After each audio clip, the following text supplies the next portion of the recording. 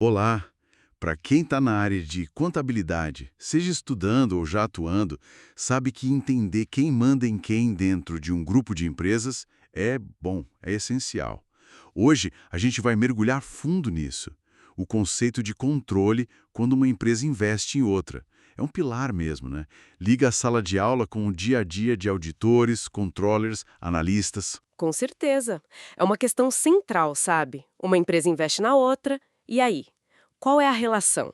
A chave para responder isso é a palavra controle.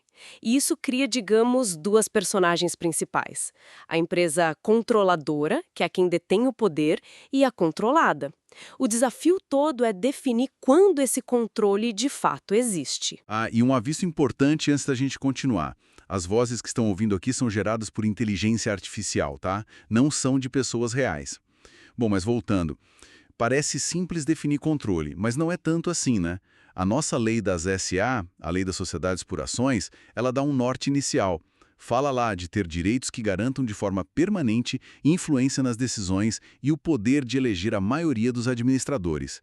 Mas e na prática contábil? Como isso funciona? Pois é, aí que entram as normas contábeis para traduzir isso. Especificamente o CPC 36. Ele pega essa ideia mais geral da lei e transforma num teste mais concreto, sabe? E a regra é bem clara.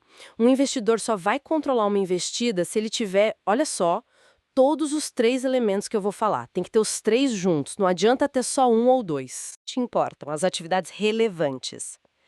Não é algo para daqui a um ano, tem que ser já. Exatamente.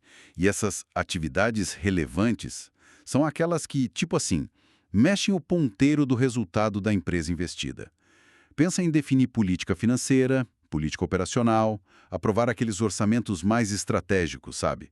Nomear ou tirar gestores-chave, decidir sobre um investimento grande em tecnologia ou até entrar num mercado novo. É poder decidir sobre o que realmente importa para o negócio. Entendido o poder. O segundo pilar é a exposição a retornos variáveis. Isso quer dizer que o retorno da controladora não é fixo, né? Ele varia junto com o desempenho da controladora. Se a controladora lucra mais, a controladora pode ganhar mais com dividendos ou o valor do investimento sobe. Se vai mal, ela pode perder. É ter pele em jogo, como dizem. Isso mesmo. Tem que ter essa exposição ao risco e ao retorno. E aí vem o terceiro elemento que para mim amarra tudo: a capacidade de usar o poder para afetar os próprios retornos.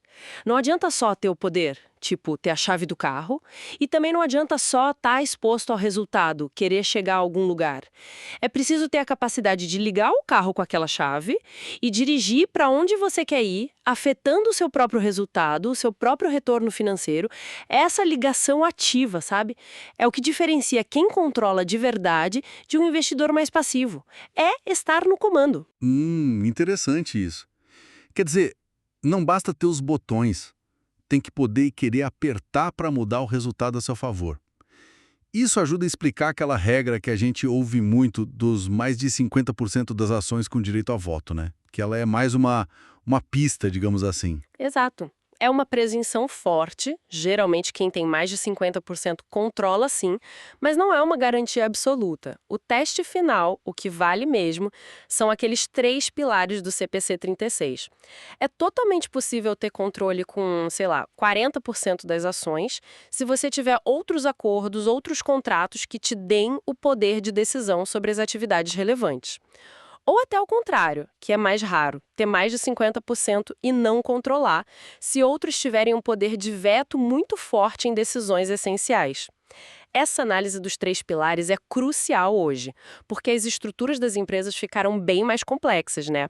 Não é só olhar a porcentagem de ação. Faz todo sentido. Pensando nesses três pilares, então, por que é tão importante para quem está na área dominar esse conceito? Qual a relevância prática disso?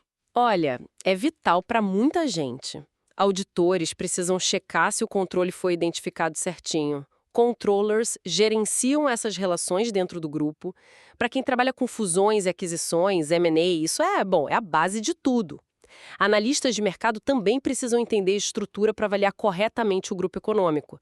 E talvez o mais fundamental: sem saber quem controla quem, Não dá para fazer ou entender as demonstrações consolidadas, aquelas que juntam os números da mãe, a controladora, com os das filhas, as controladas, sabe?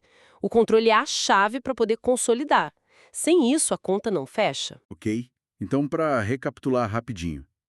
Para ter controle do ponto de vista contábil, a gente precisa de 3 coisas juntas: poder atual sobre as atividades relevantes, exposição a retornos que variam e a capacidade de usar esse poder para afetar os próprios retornos.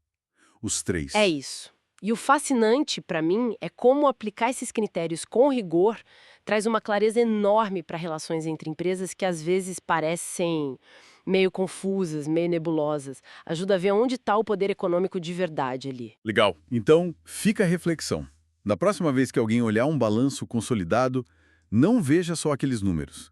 Tente enxergar a história que ele conta por trás.